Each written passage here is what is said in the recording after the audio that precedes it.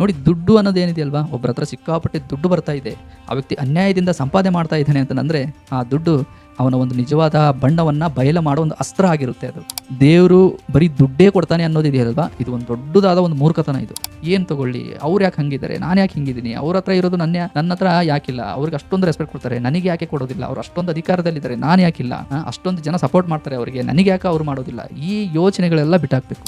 ಎಷ್ಟೋ ಜನರ ಒಂದು ಯೋಚನೆ ಏನು ಅಂತಂದ್ರೆ, ಅಯ್ಯೋ ನಾನು ಬಡವ. ಇವಾಗ ನಾವು ಬಡತನದಿಂದ ಜೀವನ ಮಾಡ್ತಾ ಇದ್ದೀವಿ ಅಂತಂದ್ರೆ ಏನು ಕಷ್ಟ ಹೇಳಿ, ಯಾರಿಗೆ ಕಷ್ಟ, ಏನಕ್ಕೆ ಕಷ್ಟ, ಪ್ರಪಂಚ ಏನಾಗುತ್ತೆ. ಕೆಲವ್ರು ಏನಂತ ಭಾವಿಸ್ತಾರೆ ಅಂತಂದ್ರೆ, ಜೀವನ ಬರೀ ಸುಖ ಪಡೋದು ಅಂತ ಹೇಳಿ ಭಾವಿಸಿ ಯಾರಾದರೂ ರಿಚ್ ಆಗಿದ್ದು ಬಿಟ್ರೆ, ಓ ದೇವರು ಅವ್ರ ಕಡೆ ಇದ್ದಾನೆ, ದೇವರು ಅವ್ರಿಗೆ ಆಶೀರ್ವಾದ ಮಾಡಿದ್ದಾನೆ, ದೇವ್ರ ಕೃಪೆ ಅವ್ರ ಮೇಲಿದೆ, ದೇವರು ಅವ್ರ ಮೇಲೆ ಕಣ್ ತೆರೆದಿದ್ದಾನೆ, ಈ ಥರ ಅನ್ಕೊಂಡ್ಬಿಡ್ತಾರೆ. ಕೆಲವೊಬ್ರು ಈ ಥರ ಅನ್ಕೊಂಡ್ಬಿಡ್ತಾರೆ. ನೋಡಿ, ದೇವರು ಬರೀ ದುಡ್ಡೇ ಕೊಡ್ತಾನೆ ಅನ್ನೋದಿದೆಯಲ್ವಾ, ಇದು ಒಂದು ದೊಡ್ಡದಾದ ಒಂದು ಮೂರ್ಖತನ. ಇದು ಮನುಷ್ಯನ ಒಂದು ಕಲ್ಪನೆ ಅಷ್ಟೇ, ಒಂದು ಕಲ್ಪನೆ. ಇವಾಗ ನೋಡಿ, ದುಡ್ಡು ಸಂಪಾದನೆ ಮಾಡೋಕ್ಕೆ, ಇವಾಗ ಒಬ್ಬ ವ್ಯಕ್ತಿ ದುಡ್ಡು ಸಂಪಾದನೆ ಮಾಡೋಕ್ಕೆ ಹೋಗ್ತಾ ಇದ್ದಾನೆ ಅಂತಂದರೆ ವ್ಯಕ್ತಿಗೆ ಇಲ್ಲ ಇದು ಸರಿಯಾದ ಮಾರ್ಗ, ಇದು ತಪ್ಪಾದ ಮಾರ್ಗ ಅಂತ ಹೇಳಿ ತುಂಬ ಜನ ಯೋಚನೆ ಮಾಡೋದಿಲ್ಲ.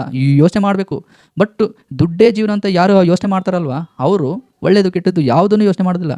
ಅನ್ಯಾಯವಾಗಿ ಇದು ದುಡ್ಡು ಸಂಪಾದನೆ ಮಾಡ್ತಾರೆ, ಮೋಸ ಮಾಡ್ತಾರೆ, ಲಂಚ ತೊಗೊತಾರೆ. ಇವಾಗ ನಾವು ಅನ್ಕೊತೀವಿ ಅವನ ಹತ್ರ ಎಷ್ಟು ಎಲ್ಲ ದುಡ್ಡಿದೆಪ್ಪ, ತುಂಬ ಶ್ರೀಮಂತಿಕೆ ಅಂತ ಹೇಳಿ, ಯಾಕಂದರೆ ಆ ವ್ಯಕ್ತಿಯಲ್ಲಿರುವ ವಸ್ತುಗಳನ್ನು ನೋಡಿ. ಬಟ್ ಆ ವ್ಯಕ್ತಿ ಅವುಗಳನ್ನು ಹೇಗೆ ಸಂಪಾದನೆ ಮಾಡಿದ್ದಾನೆ ಅನ್ನೋದು ನಮಗೇನಾದ್ರು ಗೊತ್ತಿರುತ್ತಾ ಹೇಳಿ. ನೋಡಿ, ದೇವ್ರ ಅಕಸ್ಮಾತ್ ಬರೀ ಶ್ರೀಮಂತಿಕೆ ಕೊಡೋನು ಅಂತ ಏನಾದ್ರು ನಾವು ಭಾವಿಸಿದ್ರಿ ಅಂತಂದರೆ ಎಲ್ರಿಗೂ ಅದೇ ಇರಬೇಕಿತ್ತಲ್ವ.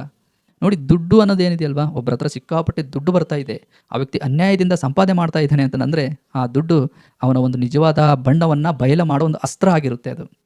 ಅದು ದೇವರ ಕೃಪೆಯಿಂದ ಬಂದಿರೋದಿಲ್ಲ. ಯಾಕೆಂದರೆ ಇವತ್ತು ಕಳ್ಳನು ಕೂಡ ತುಂಬ ರಿಚ್ಚಿಂದ ಇರ್ತಾನೆ, ಲಂಚ ತಗೊಳ್ಳೋರು ಕೂಡ ತುಂಬ ರಿಚ್ಚಿಂದ ಇರ್ತಾರಲ್ವ. ಹಾಗಾಗಿನೇ ಈ ಬರೀ ಶ್ರೀಮಂತಿಗೆ ಮಾತ್ರ ದೇವರೊಂದು ಆಶೀರ್ವಾದ, ಕೃಪೆ ಅನ್ನೋದು ಇದು ಒಂದು ಹುಚ್ಚು ಕಲ್ಪನೆ ಅಷ್ಟೇ. ನೋಡಿ, ಕಷ್ಟ, ಸುಖ, ಅನಾರೋಗ್ಯ ಇವೆಲ್ಲ ಒಂದು ರೀತಿಯಲ್ಲಿ ಭಗವಂತ ನಮಗೆ ಪರೀಕ್ಷೆ ಮಾಡೋದಕ್ಕೆ ಕೊಡ್ತಾನೆ ಅಂತಲೇ ಹೇಳ್ಬೋದು. ಇವಾಗ ನೋಡಿ, ಕೋಟಿ ರೂಪಾಯಿ ಇದ್ದವನಿಗೆ ಕೋಟಿ ಟೆನ್ಷನ್ ಇರುತ್ತೆ ರೀ. ಇವಾಗ ನಮಗೆ ಅಷ್ಟಿಲ್ಲ ಅಂತಂದ್ರೂ, ನಮಗೆ ಅಷ್ಟು ಟೆನ್ಷನ್ ಇಲ್ಲ ಅಂತಂದ್ರೂ ನಾವು ತುಂಬ ರಿಲೀಫ್ ಅಲ್ವಾ. ಅವರಿಗೆ ಟೈಮೇ ಇರೋದಿಲ್ಲ, ಅಪಾಯಿಂಟ್ಮೆಂಟ್ ತೊಗೋಬೇಕು. ಬಟ್ ಆದರೂ ನಾವು ಇಲ್ಲಿ ಸಂಪಾದನೆ ಮಾಡ್ತಾನೋ, ಫ್ರೆಂಡ್ಸ್ ಹತ್ರ ಮಾತಾಡ್ತೀವಿ, ಸಂಬಂಧಿಕರ ಹತ್ರ ಹೋಗಿ ಮಾತಾಡ್ತೀವಿ, ಫ್ಯಾಮಿಲಿಲಿ ಕೂತ್ಕೊಂಡು ಟೈಮನ್ನು ಸ್ಪೆಂಡ್ ಮಾಡ್ತೀವಲ್ವಾ. ಮತ್ತು ನಾವು ದೇವರು ಧ್ಯಾನ ಅಂತ ಹೇಳಿ ನಾವು ಕೆಲವೊಂದು ಮನಸ್ಸಿಗೆ ನೆಮ್ಮದಿ ಕೊಡುವಂತಹ ಒಂದು ವಿಷಯಗಳಲ್ಲಿ ಸಮಯವನ್ನು ಕಳೀತಾ ಇರ್ತೀವಿ. ಅವ್ರು ಬೆಸ್ಟ, ನಾವು ಬೆಸ್ಟ ಹೇಳಿ. ಹಾಗಾಗಿನೇ ಇದು ಒಂದು ತಲೆಯಿಂದ ತೆಗೆದು ಬಿಡಬೇಕು ಸ್ನೇಹಿತರೆ.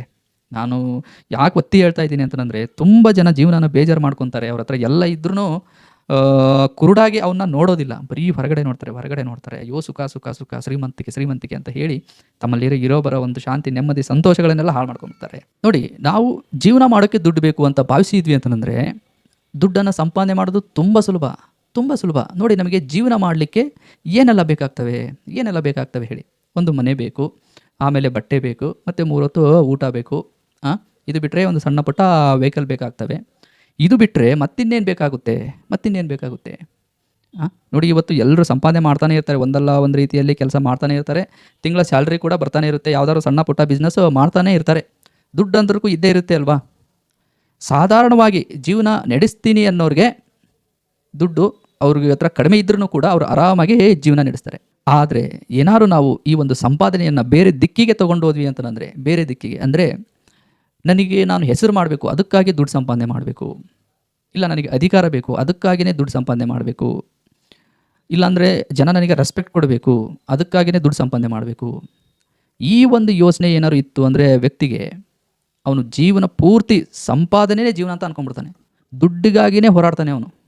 ಇದು ಏನು ಮಾಡುತ್ತೆ ಅಂದರೆ, ಕೆಲವೊಂದು ಸಲ ನೋಡಿ, ಒಬ್ಬ ವ್ಯಕ್ತಿಗೆ ಅನ್ಯಾಯ ಆದರೂ ಪರವಾಗಿಲ್ಲ, ಮೋಸ ಆದರೂ ಪರವಾಗಿಲ್ಲ, ಯಾರು ಏನಾದರೂ ಪರವಾಗಿಲ್ಲ, ನಾನು ಮಾತ್ರ ಚೆನ್ನಾಗಿರಬೇಕು ಅನ್ನೋ ಒಂದು ಯೋಚನೆ ಹುಟ್ಟಿಬಿಡುತ್ತೆ ಮನುಷ್ಯನಿಗೆ.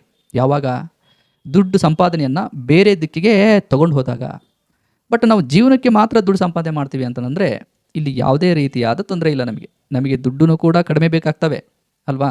ನೋಡಿ, ಸಾಮಾನ್ಯವಾಗಿ ನಾವು ಇರ್ತೀವಿ ಅಂತಂದರೆ ಬೇರೆಯವ್ರ ಕಡೆಗೆ ನಾವು ಯಾರ ಕಡೆಗೇನೋ ಫೋಕಸ್ ಮಾಡೋದಿಲ್ಲಪ್ಪ. ಯಾರು ಹೇಗಿದ್ದರೆ ನನಗಿಷ್ಟು ಸಾಕು, ಜೀವನಕ್ಕೆ ಇಷ್ಟಿದೆ ಅಲ್ವಾ, ಇಷ್ಟಿದ್ರೆ ಸಾಕು ಅನ್ನೋ ಒಂದು ಮೈಂಡ್ಸೆಟ್ ಇತ್ತು ಅಂತಂದರೆ ಈ ವ್ಯಕ್ತಿಗೆ ಏನೇ ಇರಲಿ ಅವನ ಹತ್ರ ನೆಮ್ಮದಿಯಾಗಿರ್ತಾನೆ.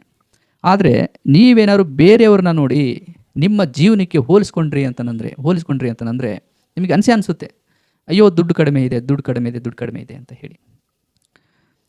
ನಾನು ಹಲವಾರು ಜನರನ್ನ ನೋಡಿದ್ದೀನಿ, ಅವರಿಗೆ ದುಡ್ಡು ಬಿಟ್ಟರೆ ಬೇರೆ ಜೀವನನೇ ಗೊತ್ತಿರೋದಿಲ್ಲ. ಬೇರೆ ಜೀವನನೇ ಗೊತ್ತಿರೋದಿಲ್ಲ. 3 ಹೊತ್ತು ಬರೀ ಯಾವಾಗಲೂ ಕೆಲಸ ಮಾಡ್ತಾ ಇರ್ತಾರೆ, ಯಾವುದಾದ್ರು ಒಂದು ರೀತಿಯಲ್ಲಿ ಸಂಪಾದನೆ ಮಾಡ್ತಾ ಇರ್ತಾರೆ.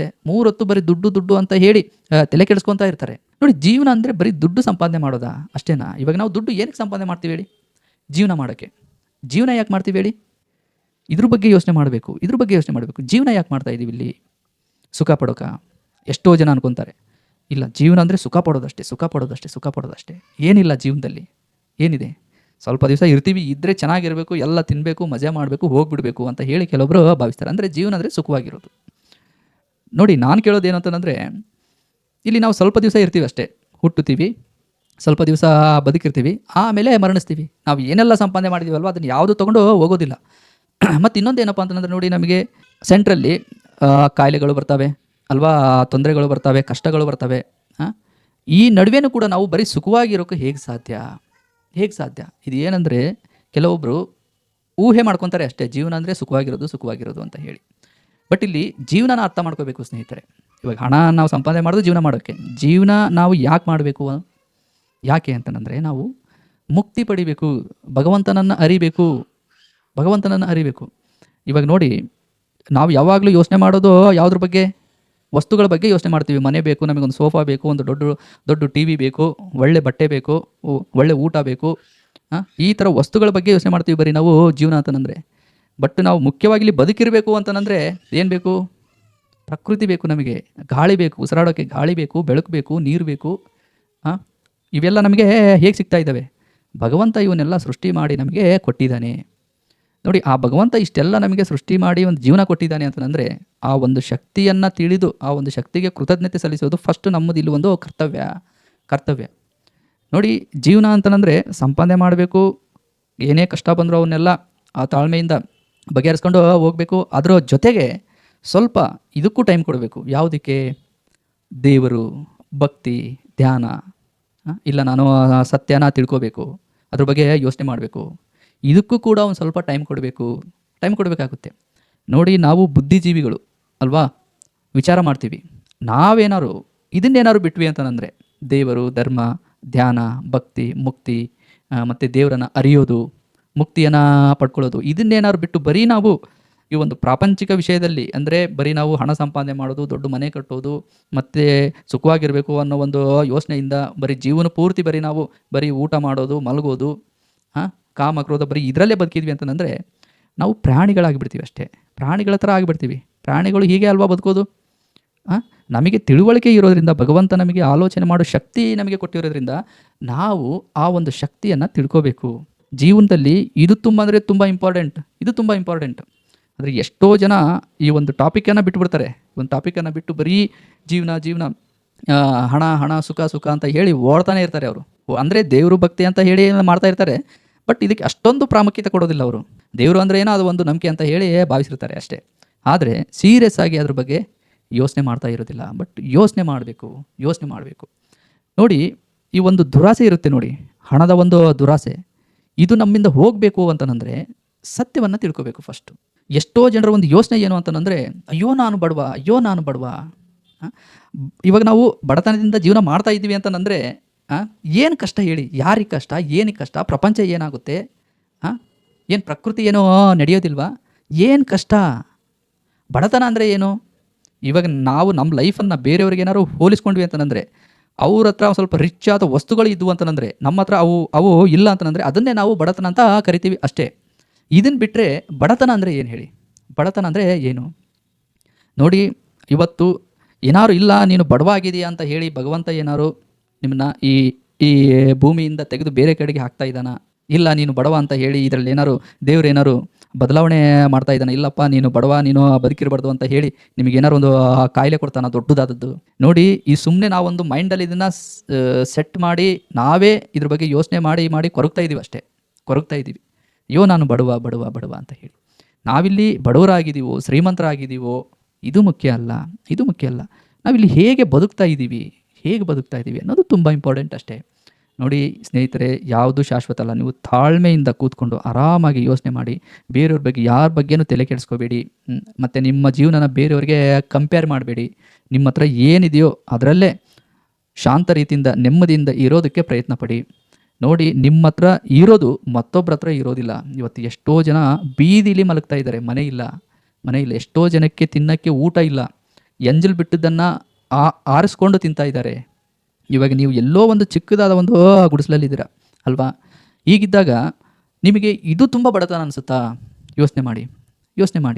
ನೋಡಿ, ಇದನ್ನು ನಾನು ಯಾಕೆ ಒತ್ತಿ ಹೇಳ್ತಾ ಇದ್ದೀನಿ ಅಂತಂದರೆ, ಜೀವನ ನಿಜವಾಗ್ಲೂ ಅದ್ಭುತ.